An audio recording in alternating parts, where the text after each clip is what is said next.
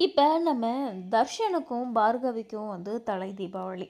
அதுக்காக நம்ம அ பார்கவிக்கு வாழ்த்து சொல்றதுக்காக ஜீவானந்தம் என்ன பண்றாருன்னு பார்த்தீங்கன்னா, நம்ம பார்கவிக்கு கிஃப்ட்ட வந்து பார்சல் பண்ணி அனுப்புறாரு. அதுவும் கேர் ஆஃப் தர்ஷன் அப்படின்ற அவங்களுடைய அட்ரஸ்ல தான்.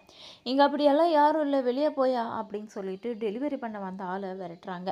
"இல்ல சார், கேர் ஆஃப் தர்ஷன் இருக்கு, பார்கவின்னு இருக்கு" அப்படின்னு சொல்லவும், அப்பதான் மேலேருந்து வராங்க. வந்ததுக்கு அப்புறமா தான் பார்கவிக்கு தெரியுது, இந்த கிஃப்ட்ட வந்து ஜீவானந்தம் சார் தான் அனுப்பியிருக்காரு அப்படின்றது. அத ஓப்பன் பண்ணி பார்த்துட்டு, என்னுடைய தல தீபாவளிய வந்து நான் வந்து அவர் கூட, அவர் பொண்ணு கூட வந்து கொண்டாடணும்னு நான் ஆசைப்படுறேன் அப்படின்னு சொல்லிட்டு, நம்ம பார்கவி வந்து ஜீவானந்துக்கே நேரடியா கால் பண்றாங்க. கால் பண்ணி விஷயத்த சொல்றாங்க. என்ன சொல்றாங்கன்னு பார்த்தீங்கன்னா, "நீங்க அனுப்பியிருக்கிற கிஃப்ட்டுக்கு வந்து எனக்கு பிடிச்சிருக்கு. ஆனா நான் வந்து உங்க கூட இருக்கணும். உங்க பொண்ணோட சேர்ந்து இந்த தீபாவளிய நான் கொண்டாடணும் அப்படின்னு சொல்லி ஆசைப்படுறேன்" அப்படின்னு சொல்லி கேட்குறாங்க. "இல்லம்மா, நீ வந்து அங்க தான் இருக்கணும். உனக்கு தல தீபாவளி இல்லையா தர்ஷனோட. நீ அங்கேருந்து தான் தீபாவளிய கொண்டாடணும். இங்க நீ எப்போ வேணும்னாலும் வரலாம், போலாம்.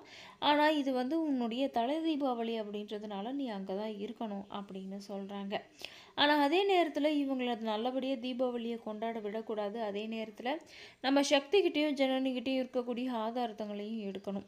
இப்போதைக்கு நம்ம குணசேகரன் எங்க போயிருக்காரு? அவர் என்ன திட்டங்கள போட்டுக்கிட்டு இருக்காரு? அப்படின்ற எந்த ஒரு தகவலும் தெரியல.